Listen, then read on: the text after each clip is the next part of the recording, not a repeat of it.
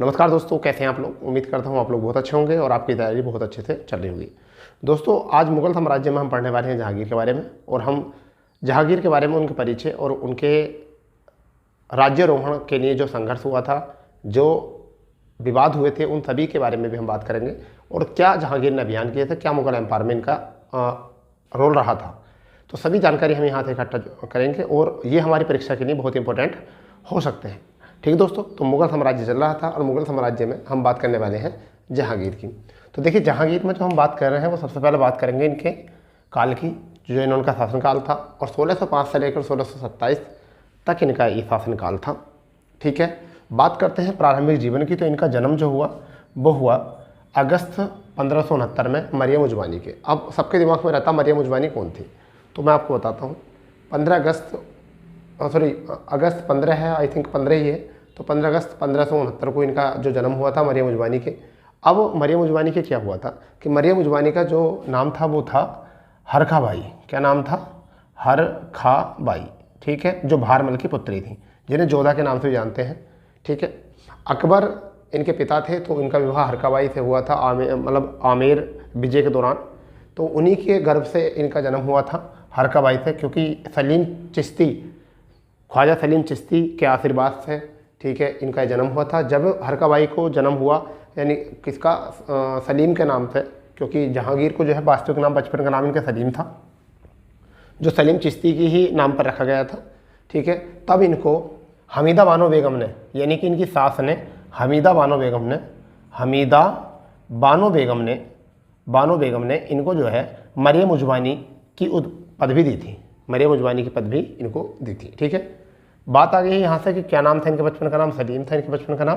ठीक है, मम्मी का नाम पता चल चुका है, इनके पिता का नाम पता चल चुका है, और इनका उपनाम जो था वो क्या था, इसको पता चल चुका है। ठीक है, अब बात आती है राज्याभिषेक की। तो 27 अक्टूबर 1605 को अकबर की जो है मृत्यु हो गई थी। अकबर की क्या हो गई थी? मृत्यु हो गई थी पेचिश के कारण। ठीक है, 3 सप्ताह की पेचिश हो गई थी, इस वजह से जो है उनकी मृत्यु हो गई थी।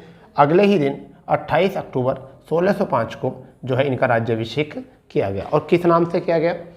देखिए, ये नाम जरूर याद रखना है, सलीम नूरुद्दीन मोहम्मद जहांगीर बादशाह गाजी। यहाँ गाजी और लिख लेना तो थोड़ा सा याद रहेगा। तो ये नाम है सलीम नूरुद्दीन मोहम्मद जहांगीर बादशाह गाजी के नाम से इनका राज्याभिषेक किया गया था। ठीक है, ये इन्होंने गाजी की पदवी यहाँ से ली थी।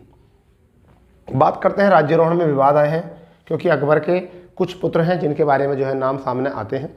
देखिए क्या है, डैनियल, तो डैनियाल जो था पुत्र था, और मुराद, इन दोनों पुत्रों की जो है मदपान के कारण जो है मृत्यु हो गई थी, क्योंकि इन्होंने मदपान सेवन किया था, जिसके कारण इनकी मृत्यु हो गई थी।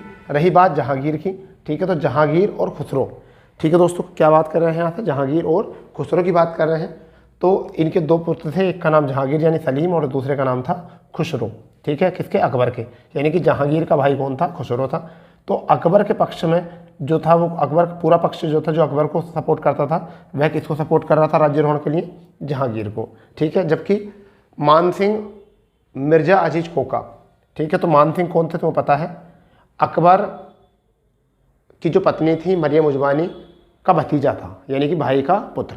ठीक है, तो मानसिंह था, यानी कि किसका? भगवान दास का पुत्र था। तो मानसिंह खुसरो के पक्ष में थे, और मिर्जा अजीज कोका भी खुसरो के पक्ष में थे। अंततः जहांगीर को जब ये पता चलता है कि ऐसा ऐसा बात है, तो खुसरो को की जो मानने वाले लोग हैं, मानसिंह और मिर्जा अजीज कोका, इन सब की जो है संख्या कम थी, जिसके कारण जो है दरबार में जहांगीर के मानने वालों की, जहांगीर को सपोर्ट करने वालों की संख्या ज़्यादा हो गई, और जहांगीर को जो है बादशाह घोषित कर दिया गया। ठीक है, इनने प्रारंभ में क्या काम कराए, पहले ये बात करते हैं। तो प्रारंभिक काम जो थे, उनमें पहला काम क्या था? करों पर निषेध, यानी जितने भी कर थे सभी को बंद कर दिया गया। डकैती व चोरी पर पाबंदी लगा दी, जो डकैती करना, चोरी करना, उन पर सब पर पाबंदी लगा दी। रही बात मदपान व मादक पदार्थों पर रोक लगा दी, कि जितने भी मदपान हैं उन पर उनका सेवन नहीं किया, क्योंकि इनके भाई जो थे मदपान में, डैनियाल और मुराद की मृत्यु हो गई थी, जिसके कारण इन्होंने ये काम किया। ठीक है, जितने भी अपराधी हैं उनकी कुर्की पर पाबंदी लगा दी थी, कि उनके घरों पर कुर्की नहीं की जाएगी। और सप्ताह में 2 दिन याद रखना है, पशु हत्या पर क्या थी? पाबंदी लगा दी थी। और वो 2 दिन कौन कौन से थे? बृहस्पतिवार और रविवार। बृहस्पतिवार इसलिए था क्योंकि इनका राज्याभिषेक हुआ था जहांगीर का बृहस्पतिवार को, जबकि रविवार इसलिए था कि अकबर का जन्म हुआ था रविवार को, तो अकबर के जन्मदिन पर और अपने राज्याभिषेक वाले दिन पर यानी कि रविवार और बृहस्पतिवार को सप्ताह में 2 दिन जो है पशु हत्या पर पाबंदी लगाती थी। इसमें पशु की हत्या नहीं की जाती थी। ठीक है, अगर बात करते हैं यहाँ पर संपत्ति पर बलपूर्वक अधिकार को समाप्त कर दिया गया था, यानी कि जो संपत्ति बलपूर्वक कोई अधिग्रहण कर रहा था किसी की, तो उस पर पाबंदी लगा दी थी, उस पर रोक लगा दी थी। ठीक है, और रही बात ये, आगरा के किले में, आगरा के किला में शाह बुर्ज एक जगह थी जहाँ पर न्याय की जंजीर लगा दी। ये शाह बुर्ज वही जगह है जहाँ पर शाहजहाँ को औरंगजेब बंदी बना कर रखता है अंतिम क्षणों में। ठीक है, शाहजहाँ यानी कि कौन, शाहजहाँ को बंदी बना कर रखता है कौन, औरंगजेब, उसका पुत्र, अंतिम समय में। ठीक है, तो ये वही शाह बुर्ज है। तो वहाँ पर क्या लगाया था, न्याय की जंजीर। जो भी दुखी पीड़ित व्यक्ति थे वो अपने दुखों को सीधे राजा के पास अपने व्यक्ति बता सकते थे, ये काम किया गया। जितनी भी सड़कें थी उन सब सड़कों पर रैन बसेरे बनवाए। ठीक है, रहने के लिए स्थान बनवाए, मस्जिद बनवाई। ठीक है, इन सब को का निर्माण जो है वह जहांगीर ने किया था। क्यों? क्योंकि वह अपने पिता अकबर के तरह ही उदारवादी छवि प्राप्त करना चाहते थे। परंतु इसी बीच क्या हुआ था, चलते चलते क्या था, खुसरो का विद्रोह हुआ। खुसरो ने विद्रोह जो किया वह किया अगले ही साल, राज्यारोहण के अगले साल 1606 में। ठीक है, तो क्या होता है, खुसरो ने जैसे ही विद्रोह किया था तो खुसरो को विद्रोह में हराकर खुसरो को आगरा के किले में जो है बंदी बनाकर रख दिया गया। किसको, यानी कि जहांगीर ने खुसरो को हराया और उसे बंदी बनाकर जो है कहाँ पर रखा, आगरा के किले में रख दिया। ठीक, बंदी कर दिया। ठीक है, फिर परंतु वह कूटनीति का फ़ायदा लेकर अपने साथियों की सहायता से लेकर जो है ये फरार हो जाता है। और फरार होकर गुरु अर्जुन देव, जो सिक्कों के 5वें गुरु थे, तो गुरु अर्जुन देव के पास जो है ये सहायता मांगते हैं। और सिक्कों की प्रथा रही है, अगर उनके यहाँ कोई सहायता मांगने के लिए जाते हैं तो वो कभी मना नहीं करते हैं। उन्होंने कहा ठीक है। परंतु इसी चीज़ का हवाला लेकर जो है जहांगीर सिक्कों के 5वें गुरु, समझ गए नहीं, सिक्कों के 5वें गुरु गुरु अर्जुन देव को फांसी पर लटका देते हैं, फांसी की सज़ा सुनवा देते हैं। तो ये था कारण इनका। ठीक है, और उसी समय से जो है सिक्कों का संघर्ष मुगल साम्राज्य में जुड़ जाता है और ये तनातनी जो है शुरू हो जाती है। ठीक है, चलिए ये बात समझ में आ चुकी है। ठीक है, इसी अभियान में जो था, दक्षिण अभियान करते समय जो है खुसरो की क्या हो जाती है, हत्या हो जाती है, हत्या कर देते हैं। अंततः इसे इलाहाबाद में दफनाया जाता है। हत्या कहाँ होती है, दक्षिण अभियान के दौरान। दक्षिण अभियान में 4 ही जगह आती हैं, एक तो आता आपका खानदेश, दूसरा अहमदनगर, तीसरा बीजापुर और चौथा गोलकुंडा। इसी को जीतने के चक्कर में, इसी को हम जीतने के पक्ष को क्या कहते हैं, दक्षिण विजय कहते हैं। तो इसी अभियान के दौरान जो है खुसरो की जो हो गई थी वो हत्या कर दी गई थी और इसे इलाहाबाद में दफनाया गया। ठीक है, तो एक बार इसको रिकॉल कर लेंगे जिससे कि आपको समझने में और भी ज़्यादा आसानी हो जाएगी। तो जन्म हुआ था 1569 में मरियम उजमानी कोख से। मरियम उजमानी कौन थी, हरका बाई थी, किसकी, भारमल की पुत्री थी। ठीक है, हमीदा बानो बेगम ने इन्हें हरका बाई को मरियम उजमानी की उपाधि जब दी थी जब इनकी कोख से सलीम यानी कि जहांगीर का जन्म हुआ था। इनके बचपन का नाम सलीम था। क्यों रखा गया नाम, क्योंकि ये सलीम चिश्ती की दुआओं से इनको जन्म माना गया। इन्होंने अपना राज्याभिषेक जो किया 28 अक्टूबर 1605 को किया, क्योंकि इनके पिता अकबर की मृत्यु 27 अक्टूबर 1605 को हुई थी। इन्होंने राज्याभिषेक के समय पर एक पदवी धारण की, सलीम नूरुद्दीन मोहम्मद जहांगीर बादशाह गाजी। राज्यारोहण में विवाद आया था कि कई सारे भाई थे, उनमें 4 नाम सामने आते हैं। तो डैनियल और मुराद जो थे ये दोनों मदपान के सेवन से जो है मतलब मर गए थे, जबकि जहांगीर जो खुद थे अकबर पक्ष में थे और खुसरो जो थे वो मान सिंह और मिर्ज़ा अजीज कोका जैसे लोग इनका सपोर्ट कर रहे थे। परंतु इनकी संख्या कम होने के कारण, ठीक है, कौन राजा बना, जहांगीर। जहांगीर ने प्रारंभिक कार्य करे, करों पर पाबंदी लगा दी, डकैती चोरी पर पाबंदी लगा दी, मदपान मादक पदार्थों पर रोक लगा दी, कुर्की पर पाबंदी लगा दी, पशु बलि पर हत्या 2 दिन कर दी, क्योंकि बृहस्पतिवार में जहांगीर ने अपना राज्याभिषेक किया था, जबकि रविवार में अकबर का जन्म हुआ था। इसके चलते ये संपत्ति पर बलपूर्वक अधिकार को बना कर दिया। ठीक है, शाह बुर्ज में जो है न्याय की जंजीर लगवाई दुखी पीड़ित लोगों के लिए। वहाँ पर खुसरो विद्रोह कर देते हैं। 1605 में आगरा किले में बंदी बना दिया जाता है उनको, परंतु वो फरार हो जाते हैं और अर्जुन देव के पास पहुँचते हैं। और अर्जुन देव के जब पता चलता है कि 5वें ग्रुप सिखों के अर्जुन देव ने इनको सपोर्ट किया है तो उनको भी फांसी लगवा देते हैं। ठीक है, और दक्षिण अभियान में जो है खुसरो की भी मृत्यु हो जाती है और इन्हें इलाहाबाद दफनाया गया। अब बात आती है वैवाहिक संबंधों से। ठीक है, क्योंकि अभी इनके पुत्र जो आएंगे वो खुर्रम आएंगे। ठीक है, तो उनका जो जन्म हुआ था खुर्रम का, वो कहाँ से हुआ था, ये खुर्रम इनसे हुआ था। यानी कि जगत गोसाई से विवाह इन्होंने किया 1586 में। ये कौन थे? ये जोधपुर के एक शासक थे जिनका नाम था, उदल सिंह। क्या था? उदल सिंह। तो उदल सिंह की दासी पत्नी की पुत्री थी। तो उदल सिंह की पुत्री थी जगत गोसाई, तो उनसे इनका विवाह हुआ था, वैवाहिक संबंध बने। 86 में विवाह हुआ, परंतु वहाँ पे 1592 में ये एक बच्चे को जन्म देती हैं जिसका नाम जो होता है वो देखिए यह है खुर्रम, जिन्हें बाद में क्या कहा गया है? इन्हीं कहा गया है शाहजहां। क्या कहा गया है? इन्हीं को नाम शाहजहां था। तो अगले जो शासक बनते हैं वो खुर्रम होते हैं, ठीक है। परंतु खुर्रम जो किसकी कोख से पैदा हुए थे? जगत गोसाई से। यानी कि खुर्रम की माता कौन थी? जगत गोसाई, जिनसे खुर्रम के पिता जहांगीर ने विवाह करा था 1586 को, ठीक है। और इनका जन्म हुआ था खुर्रम का 1592 में। कौन थे? जोधपुर के शासक उदल सिंह की दासी पत्नी की पुत्री थी, ठीक है। एक विवाह इनका हुआ था जगत गोसाई से। विवाह कई हुए थे, परंतु दो नाम सबसे सामने आते हैं। अगला विवाह की बात करें तो नूरजहां, इनका विवाह हुआ था 1600, कहीं 11 लिखा हुआ था और कहीं पर 1612, परंतु एग्जाम में 1612 वाला सही होता है। तो नूरजहां से इनका विवाह हुआ था। नूरजहां कौन थी? नूरजहां थी जहांगीर की माता की सेवा करने वाली। तो जहांगीर की माता थी मरियम उजवानी। तो मरियम उजवानी की सेवा में लगी हुई एक महिला थी, विधवा महिला थी। ये विधवा थी नूरजहां, और किसकी सेवा में लगी हुई थी? मरियम उजवानी की, ठीक है। अब मैं बताता हूँ थोड़ा सा कि नूरजहां के पहले पति जो थे वो शेर अफगान थे। पहले पति कौन थे? शेर अफगान थे। तो नूरजहां के बारे में समझ लेते हैं। पहले पति शेर अफगान थे जो विद्रोह के समय पर जो है मारे गए थे। तो इनकी पत्नी जो थी वो जो है ये विधवा हो गई थी किसकी? शेर अफगान की जो है वो पत्नी जो थी वो क्या हो गई थी? शेर अफगान की पत्नी जो है विधवा, नूरजहां विधवा हो गई थी। परंतु ये 1611 और 12 में जो है किसके साथ विवाह हो जाता है? जहांगीर से। क्यों होता है? मरियम उजवानी जहांगीर से कहती हैं कि ये विधवा है, इनको जो है आप हरम में आने के लिए परमिशन जब ही हो पाएगी जब ये आपसे संसार की रोशनी, ठीक है बेटा। तो इस चीज़ से जो है मैं बता के चलता हूँ कि संसार की रोशनी इनका नाम होता, मतलब अर्थ होता है नूरजहां का। तो इनसे विवाह कर लेते हैं। थोड़ा नूरजहां के बारे में समझते हैं। नूरजहां के भाई का नाम जो था, नूरजहां के भाई का नाम क्या था?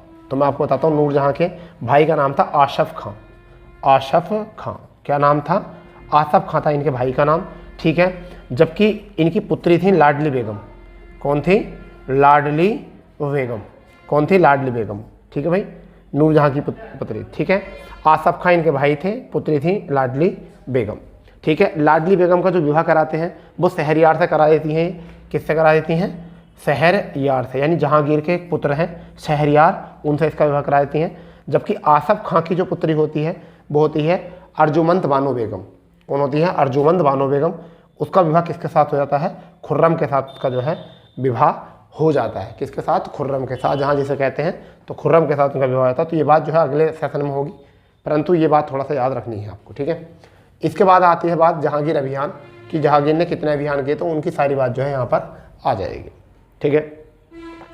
तो यहाँ पर आपका आता है कि मेवाड़ अभियान हुआ था कब? 1605 से लेकर 1615 में मेवाड़ का ये अभियान हुआ था, ठीक है। अब मेवाड़ के शासक कौन थे? मैं आपको बताता हूँ। खुर्रम का अभियान हुआ था। खुर्रम कौन थे? शाहजहां, जो बाद में जानेंगे। तो खुर्रम का अभियान किससे हुआ था? राणा अमर सिंह से। अब ये राणा अमर सिंह कौन थे? तो राणा अमर सिंह जो थे वो महाराणा प्रताप के संतान थे। महाराणा प्रताप के पुत्र थे। कौन? राणा अमर सिंह, ठीक है। तो इसमें कौन है? इसमें खुर्रम जीत जाते हैं, राणा अमर सिंह जो है हार जाते हैं, संधि कर लेते हैं, और इन्हें जो है जहांगीर शाह खुर्रम की उपाधि देते हैं, ठीक है बेटा। किसकी उपाधि देते हैं? शाह खुर्रम की। जल्दी से नोट करो, एक सेकेंड। शाह खुर्रम की उपाधि इसको दे देते हैं, ठीक है। इसी युद्ध में एक बार एग्जाम में पूछा जाएगा आपसे कि किस युद्ध में जो है इन्हें शाह खुर्रम की उपाधि दी गई थी। तो किस युद्ध अभियान में? तो जहांगीर का अभियान था जिसमें मेवाड़ अभियान था, उसमें ही क्या दिया गया था? इन्हें शाह खुर्रम की उपाधि दी गई थी, ठीक है। इसके बाद अगर हम बात करें तो दूसरा अभियान जो हुआ वो कांगड़ा अभियान हुआ। और कब हुआ? 1620 में हुआ। शहजादा खुर्रम ने, यानी शाह खुर्रम ने किया था 4 महीने तक किलेबंदी की। उसके बाद कांगड़ा अभियान में कांगड़ा भी विजय हो चुका था, ठीक है भाई। कांगड़ा विजय हो चुका। इसके बाद की अगर हम बात करते हैं तो फिर हुआ दक्षिण विजय अभियान। दक्षिण विजय अभियान में देखिए बीजापुर के शासक कौन थे? आदिल शाह। अहमदनगर के शासक कौन थे? वजीर थे मलिक अंबूर, ठीक है। और इनमें क्या होता है कि ये विजय प्राप्त करने के बाद में महावत खां को यहाँ का सूबेदार बना देते हैं, परंतु क्या होता है यहाँ पर महाबत खां के सूबेदार बनाने पर यहाँ मलिक अंबूर जो होता वजीर, उनकी क्या हो जाती है, इसी अभियान में मृत्यु हो जाती 1626 में। और इसे खुर्रम इस अभियान में ही, दक्षिण विजय अभियान में ही शाहजहाँ की उपाधि देता है। शाह मतलब बादशाह, जहाँ मतलब संसार का, तो जो संसार पर अधिकार कर ले उसे ही कहते हैं शाहजहाँ। तो ये कुछ अभियान थे, ठीक है। इनके जहांगीर अभियान के कौन कौन से थे, मेवाड़ अभियान हुआ, कांगड़ा अभियान हुआ, दक्षिण विजय अभियान हुआ। इसमें शॉर्टली आप इसको याद रख सकते हो क्योंकि ज़्यादा बड़े क्वेश्चन यहाँ से नहीं बनते हैं, ठीक है। तो आपको पता चल ही चुका होगा यहाँ से नूरजहाँ गुट में कौन कौन शामिल थे, उसके बारे में बात करेंगे। तो नूरजहाँ गुट में कई बार एग्जाम में पूछा, नूरजहाँ गुट में कौन कौन शामिल थे। तो नूरजहाँ की माता का जो नाम था, पहले नूरजहाँ, चलो हम अभी लिख देंगे नूरजहाँ के बारे में टोटल, ठीक है। चलिए तो पहले नूरजहाँ के बारे में देख लेते हैं कि नूरजहाँ कौन थी, क्योंकि इनका नाम सामने आता है तो कई बार एग्जाम में यहाँ से क्वेश्चन पूछा जा सकता है, ठीक है। पहले एक अभियान और है, उसको हम बता देते हैं आपके, कौन सा, कंधार अभियान, ठीक है। फिर नूरजहाँ के बारे में बताएंगे, फिर जहांगीर की जो कूटनीतियाँ थीं, जहांगीर ने जो काम किए हैं और उनके बारे में बताएंगे। और आज हम इसी एक ही क्लास में जो है पूरे जहांगीर के टॉपिक को कवर कर लेंगे बहुत आराम से, ठीक है। क्योंकि ज़्यादा पढ़ने की आपको ज़रूरत नहीं, एग्ज़ाम में पॉइंट ऑफ व्यू के माध्यम से आप इसको बहुत आसानी से जो है तैयार कर सकते हो, बहुत आसानी से बेटा। तो देखिए आगे जो अभियान होता है उसे हम कहते हैं कंधार अभियान। तो अगला अभियान जो है वो कौन सा है, कंधार अभियान, ठीक है। कंधार अभियान यहाँ होता है, ठीक है। अब कंधार अभियान में क्या होता भैया, ये कंधार एक ऐसी जगह थी कि यहाँ पर मैं नक्शे समझिए आप, ये ठीक है, ये वाला एरिया, तो ये एक तो हो गया और एक ही आपका, तो यहाँ पर क्या था, कंधार था। यहाँ पर क्या था, कंधार, यहाँ आपका फारस, ठीक है, और ये आपका भारत, क्योंकि पाकिस्तान भी उस टाइम पर भारत में था। तो ये व्यापारिक दृष्टि से बहुत महत्वपूर्ण था, व्यापारिक दृष्टिकोण से ये बहुत महत्वपूर्ण था। इस वजह से भारत और फारस का मेरुदंड कहा जाता था इसको, समझ गए नहीं। कंधार को क्या कहा जाता था, कंधार को भारत व फारस का मेरुदंड कहा जाता था। इसे ये वाला पॉइंट बहुत याद रखना है, ठीक है। अब यहाँ फारस के शासक जो थे, यहाँ पर फारस के शासक कौन थे, फारस के शासक, यहाँ फारस के शासक जो थे वो कौन थे, ये भी याद रहना चाहिए आपको, कौन थे, तो शाह अब्बास थे। कौन थे, शाह अब्बास, यहाँ शाह अब्बास थे। अब देखिए शाह अब्बास जो है पहले हार जाते हैं फिर बाद में जीत जाते हैं, ठीक है। पहले तो ये हार जाते हैं, क्या होते हैं, पहले ही हार जाते हैं परंतु फिर बाद में जीत जाते हैं। और इस तरीके से यहाँ पर पुनः जीत जो है ईरानियों की हो जाती है। और कंधार किसके अधिकार में चला जाता है, ईरानियों के अधिकार में चला जाता है। ईरानियों के अधिकार में क्या चला जाता है, कंधार चला जाता है, ठीक है। बाद में उसमें औरंगजेब भी करेंगे, ठीक है, दारा सिको भी आक्रमण करेंगे, परंतु फाइनली जो कंधार जाएगा वो जाएगा आपका 1649 को। 1649 के बाद में भारत से हमेशा के लिए जो है कंधार छिन जाता है। तो वो बात हम औरंगजेब के समय में करेंगे, ठीक है दोस्तों। चलिए शाहजहाँ के टाइम पे करेंगे। तो अभी तो आपको कंधार याद रखना है, ठीक है। कंधार पर ईरानियों का अधिकार हो चुका है, तो ये बात तो हो गई यहाँ से। अब हम बात कर रहे हैं नूरजहाँ के बारे में, नूरजहाँ के बारे में बात कर रहे हैं। क्या है, तो देखिए इनके पति, पहले पति कौन थे, वो थे आपके पहले पति शेर अफगान। कौन थे, शेर ए अफगान, ये हो गए पहले पति, ठीक है। आ रही बात समझ में। इनकी माता का नाम, माता कौन थी, असमत बानो बेगम इनकी माता थी। अगर भाई की बात करें तो भाई कौन थे, तो भाई थे आशफ खां भाई थे, ठीक है। अगर आगे बात करते हैं पुत्री कौन थी, तो पुत्री थी लाडली बेगम, ठीक है। इनका विवाह जो विवाह होता है वो किससे होता है, शहरयार से, जहांगीर के पुत्र, क्योंकि ये जहांगीर के पुत्र से होता शहर था। जहांगीर से जो विवाह होता है नूरजहाँ का, जहांगीर से विवाह होता है, विवाह जो होता है जहांगीर से वो कब होता है, 1612 में होता है, ठीक है। अब तुमसे जहांगीर से विवाह करते, ये इनके पहले पति की पुत्री थी, इस वजह से इन्होंने शहरयार से इसका विवाह कर दिया था। यहाँ पर अब आशफ खां की बेटी का नाम क्या था, वो था अर्जुमंद बानो बेगम। अर्जुमंद बानो बेगम। ठीक है बेटा, इसका जो विवाह होता है वो किसके साथ होता है? वो होता है खुर्रम के साथ। किसके साथ होता है? खुर्रम के, यानी कि शाहजहां के साथ होता है। किसके साथ होता है? शाहजहां के साथ होता है। इस वजह से फिर एक गुट तैयार हो जाता है, नूरजहां गुट। तो नूरजहां गुट में असमत बानो बेगम होती हैं, आशफ खां होते हैं, लाडली बेगम होती है, शहरयार शामिल हो जाता है और खुर्रम भी शामिल हो जाता है। ठीक है दोस्तों, तो ये नूरजहां का गुट है। यहाँ कौन सा गुट काम आता है? नूरजहां का गुट कहते हैं इसको। ठीक है, आप इसको समझिए अच्छे से नूरजहां के बारे में। मैं मार्कर उठा लेता हूँ दूसरा।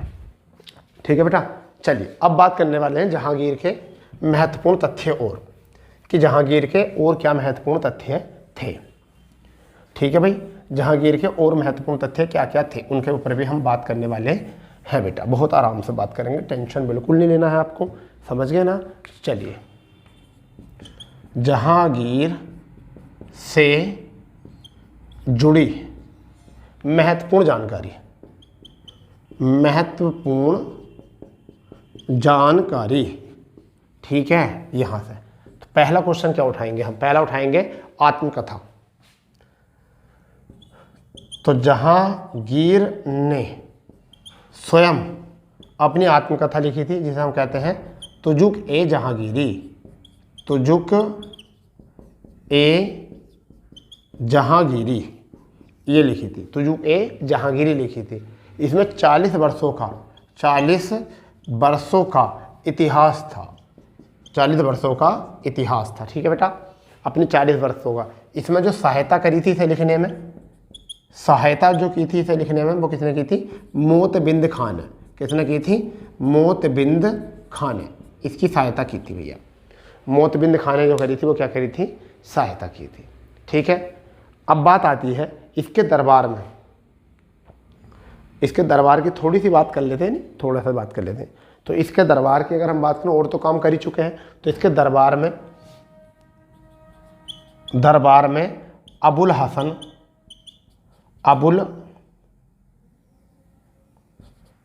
हसन, ठीक है, अबुल हसन एक व्यक्ति थे। ठीक है, एक थे आपके फारूक बेग। क्या थे? फारूक बेग एक व्यक्ति थे। ठीक है बेटा, फिर एक थे मंसूर, एक दौलत खां, मंसूर, और एक थे दौलत खां। तो अब्दुल हसन, फारूक बेग, मंसूर और दौलत खां। ठीक है, ये सब क्या थे? चित्रकार थे। क्या थे ये? चित्रकार थे। इस वजह से ही इसके काल को क्या कहा जाता था? चित्रकला का स्वर्ण युग, स्वर्ण युग कहा जाता था। चित्रकला का स्वर्ण युग। देखिए, अगर बात आ जाए कि मुगल साम्राज्य का स्वर्ण युग तो अकबर स्वर्ण, और अगर आ जाए चित्रकला का स्वर्ण युग तो जहांगीर। ठीक है, अगर आ जाए स्थापत्य कला का स्वर्ण युग तो शाहजहां। ये तीनों नाम याद रखने हैं आपको। अब अगर हम बात करें चित्रकला की शुरुआत पहली बार मुगल में, यानी कि मुगल काल में चित्रकला की शुरुआत अकबर के समय में हुई थी। अकबर के दरबार में हुई थी, क्योंकि अकबर के दरबार में मीर सैयद अली और अब्दुल समद ये जो थे, एक तो मीर सैयद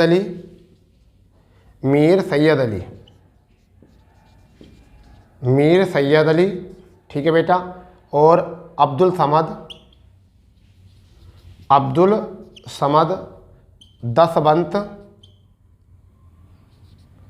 दसवंत सिंह। ठीक है, और एक और थे शायद, चलो वो ये तीन ही रहने दो याद, मीर सैयद अली और अब्दुल समद और दसवंत, ये प्रमुख चित्रकार थे अकबर के दरबार में।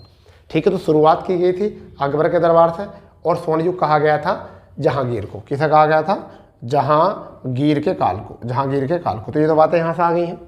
ठीक है, इसने एक काम और करा था, दीन ए इलाही समाप्त कर दिया था। अकबर के द्वारा शुरू हुआ दीन ए इलाही समाप्त कर दिया था। दीन ए इलाही क्या कर दिया था? समाप्त कर दिया था। जहांगीर ने दीन इलाही समाप्त कर दिया था।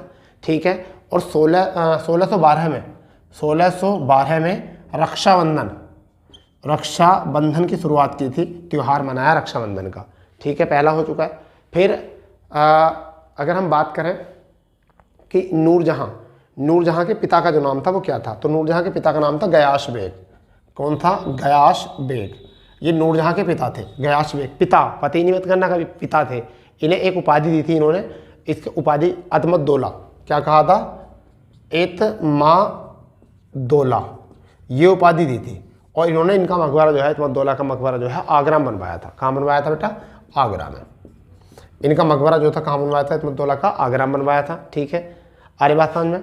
मरियम उजवानी का मकबरा कहाँ बनवाया था? मरियम उजवानी का लिख लो इन चीज़ों को, कुछ मकबरे हैं। मरियम उजवानी का मकबरा बनवाया था सिकंदरा में। अकबर का मकबरा बनवाया था सिकंदरा में।